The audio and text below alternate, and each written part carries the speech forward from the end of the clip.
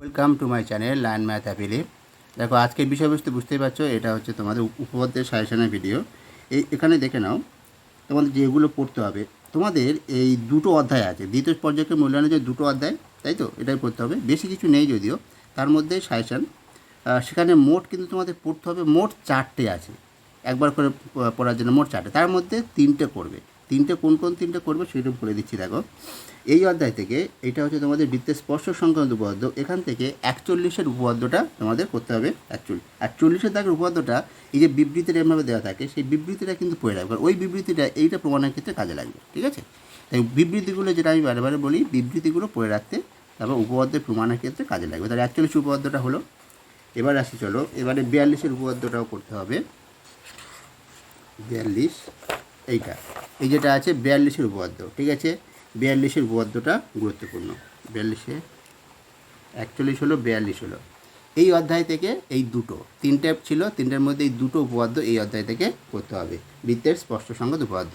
এবার আছে সদৃশ্যতা। সদৃশ্যতা থেকে দেখি কটা করতে হয়। সদৃশ্য দেখো 43 নম্বর যে উপপাদ্যটা, দেখো তোমাদের প্রমাণ বলেছে মূল্যায়নের অন্তর্ভুক্ত নয়, তেমন এটা করতে হবে না। 43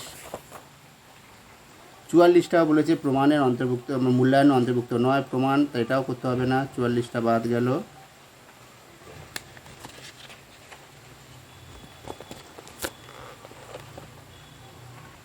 দেখো 45টাও প্রমাণের অন্তর্ভুক্ত নয়, তবে এই যে বিবৃতিটা, বারবার বলছি বিবৃতিগুলো করে রাখবে। হ্যাঁ, বিবৃতিগুলো কাজে লাগবে বিভিন্ন প্রয়োগের ক্ষেত্রে এবং উপপাদ্য প্রমাণের ক্ষেত্রে।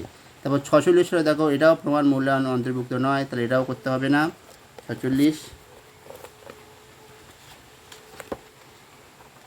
47 দেখো এটাও লেখা আছে প্রমাণ মূল্যায়ন অন্তর্ভুক্ত নয়, তাহলে এটাও প্রমাণ করতে হবে না। একমাত্র যেটা এই অধ্যায় থেকে করতে হবে দেখে নাও, সেটা হচ্ছে 48-এর উপপাদ্য।